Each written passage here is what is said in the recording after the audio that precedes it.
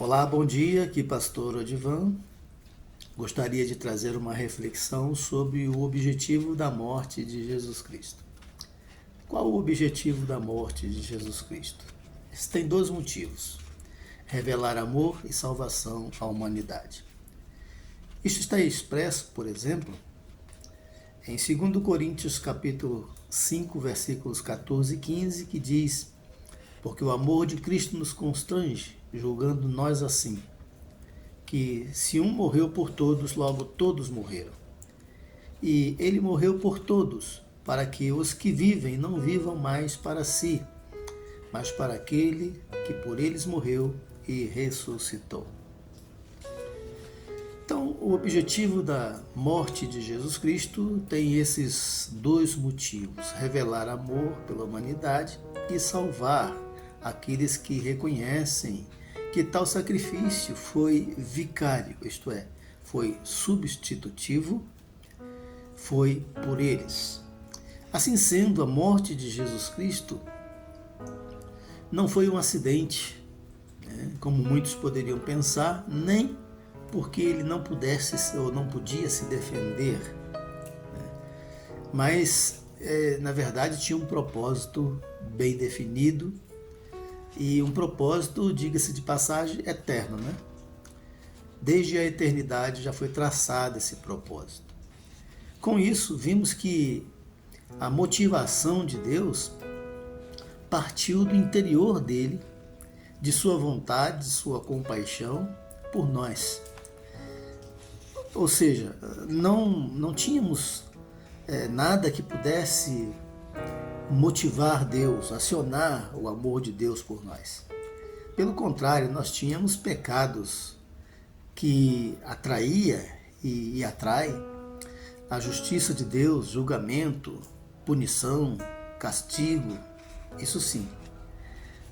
Assim, a decisão de Deus de nos salvar é resultado da decisão de Deus em nos amar. De fato, o apóstolo João diz que nós o amamos porque ele nos amou primeiro, né? 1 de João, capítulo 4, versículo 19.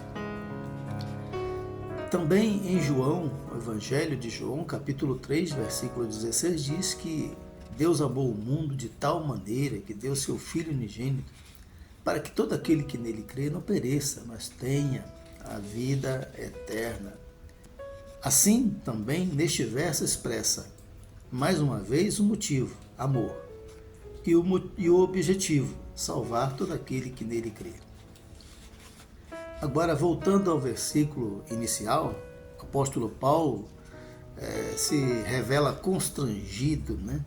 Isto é, forçado, impulsionado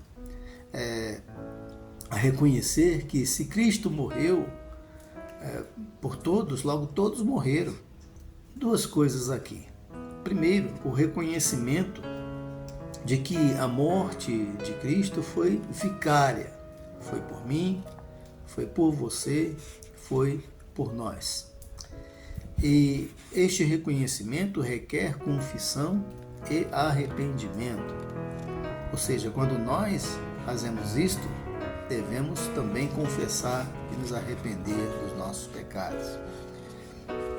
Em segundo lugar, essas palavras revelam que todos somos pecadores indistintamente e, como tal, precisamos de perdão e de salvação.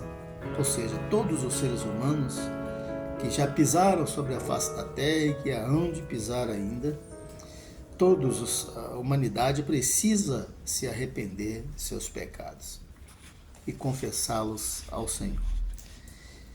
Não é a primeira vez que Paulo diz isso. Também em Romanos capítulo 3, versículo 23 e capítulo 6, versículo 23, ele diz que todos pecaram e a recompensa do pecado é a morte.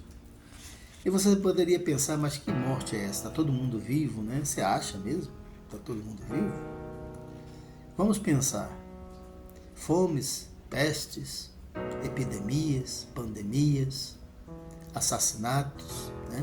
Por todo lado, homicídios, infanticídios, feminicídios, Você acha mesmo que isso é vida? E no final das contas, a morte física, e depois da morte física, a morte espiritual, que é a separação eterna de Deus, porque Hebreus capítulo 9, versículo 27, que diz que os homens estão ordenados a morrerem uma só vez, vindo depois disso o juízo. E a morte eterna é exatamente isso, a condenação do juízo de Deus. E você acha mesmo que isso é vida? Acha mesmo que Deus imaginou isso para nós? Não. Isso foi coisa introduzida na nossa existência, na existência da humanidade pelo pecado, né? Então, isso não é vida. Não é a vida que Deus planejou para nós. Então, reconhecendo, né, diante de Deus o seu estado, né, e reconhecendo o grande amor de Deus, né, por nós, o apóstolo Paulo se sentiu constrangido. E isto, meu amigo, é o que nós devemos sentir também, constrangimento, que nos leve a reconhecer que estamos mortos sem Cristo, e assim estão todos aqueles que estão sem Cristo nas suas vidas. Por isso é que o versículo acima diz, para que não vivam mais para si mesmos, mas para aqueles que por eles morreu e ressuscitou. Isto é, ao sermos constrangidos pelo amor de Deus, desta forma o amor de Cristo nos força a tomar decisão de nos entregar totalmente a Ele.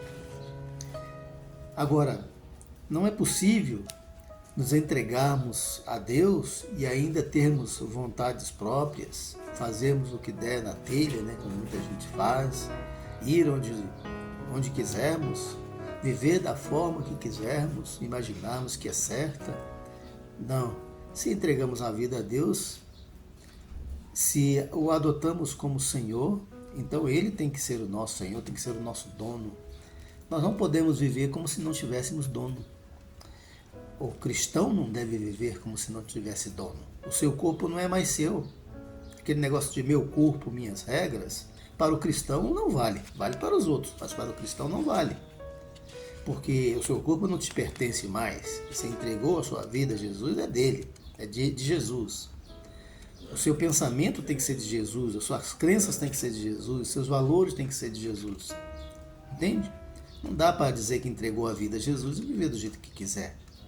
Se alguém quiser viver para si mesmo e ainda assim se achar um cristão, está muito enganado. E as Escrituras têm uma advertência bem clara que aparece várias vezes no Velho Testamento, no Novo Testamento, que diz assim, não reis ou não vos enganeis, né?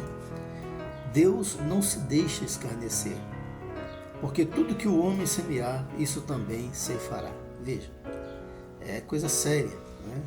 Pensar que vai ficar brincando com Deus, isso não é possível. Em Gálatas capítulo 6, versículo 7, por exemplo, como eu disse, está em todas as escrituras, tem essa advertência, né, em vários lugares. É importante também mencionar que a obra de Cristo para a nossa salvação foi realizada de forma cabal, final, na cruz. Foi na cruz que ele riscou o escrito de dívida que havia sobre nós perante a justiça de Deus e nos libertou de uma vez para sempre, ou seja, aquele sacrifício vicário, ele tem validade eterna e irrevogável, não pode ser mudado. Ou seja, todo aquele que nele crê, de fato, será salvo, será perdoado, irá para o céu mesmo viver com Jesus, terá a vida eterna, não será condenado no julgamento de Deus. Isso, Jesus disse, tudo está consumado quando ele padeceu na cruz, né? Notemos ainda que o amor de Cristo por nós não parou na morte, ou seja, a morte não deteve. Ele ressuscitou, e diz as Escrituras aqui, no versículo que nós lemos, para que os que vivem não vivam mais para si mesmos, mas por aquele que por eles morreu e ressuscitou. Jesus não só morreu por nós, mas ele ressuscitou para nós e por nós. Notemos ainda isso, né? Porque muitas vezes para só na morte de Cristo, foi vicária e ele padeceu, mas ele ressuscitou, está vivo e não morre nunca mais. Às vezes eu ouço as pessoas dizer, se Jesus, dizem que Jesus vai voltar, mas ele não é besta de voltar aqui e vão matá-lo de novo. Não será assim. Não, as pessoas não sabem o que estão falando. Jesus não virá mais para salvar. Ele virá para julgar a humanidade. Isso sim. Então, nós precisamos estar atentos quanto a isso. Foi assim. Jesus veio buscar e salvar o que se havia perdido, conforme Lucas capítulo 19, versículo 10. Não é isso? Nós estávamos perdidos como as pessoas às vezes se perdem numa grande floresta, já viu disso? E precisa de um guia para conduzi-los de volta às suas casas ou para fora daquela floresta. Assim Jesus veio buscar e salvar o que se havia perdido. Veio buscar a humanidade perdida. Ele veio para ser o nosso guia. Então Jesus veio e nos mostrou o caminho, né? Ele disse, eu sou o caminho, a verdade e a vida. Venham comigo, né? E como devemos fazer para voltarmos a Deus? É isso. Eu sou o caminho, a verdade e a vida. Ninguém vem ao Pai a não ser por mim. João 14, versículo 6. E ele é o nosso guia, devemos segui-lo. Quem não seguir estará perdido pela eternidade afora, sem retorno. Então, é preciso seguir a Jesus. Só Ele pode nos livrar, só Ele pode nos conduzir em segurança. Ele é o nosso guia no caminho da humildade, do amor a Deus e ao próximo, e também da submissão total ao Deus, mas por mais absurda que pareça, né, por mais absurdamente admirável que pareça essa vontade de Deus para nós, para a nossa vida. Sim, porque enviar seu único filho, unigênito filho, santo filho, para padecer por pecadores, me parece uma ideia absurda, uma ação absurda de Deus. Enviar o seu único filho para morrer por pecadores, santo e puro, para morrer por pecadores. Porém, o objetivo completo desse absurdo, né, vamos dizer entre aspas, envolve não só a morte, mas também a ressurreição e ainda o receber toda a autoridade no céu e na terra, como Cristo recebeu, e o nome sobre todo nome, diante de qual todo joelho se dobrará e confessará que Jesus Cristo é o Senhor, receber toda a honra, toda a glória, ou seja, diante de toda humilhação, ou depois de toda humilhação, Deus já tinha visto a exaltação de Cristo, a glorificação de Cristo. Então ele veio como um missionário, fez a sua obra, cumpriu a sua missão e está coroado de honra e de glória neste momento. Como eu disse, ele virá um dia. Então, nós temos que seguir o mesmo caminho. Por mais absurda que pareça a vontade de Deus para nossas vidas, nos humilharmos diante da potente mão de Deus, como o apóstolo Pedro recomendou aos jovens pastores, humilhai-vos perante a potente mão de Deus, 1 de Pedro 5, né? Está escrito isso,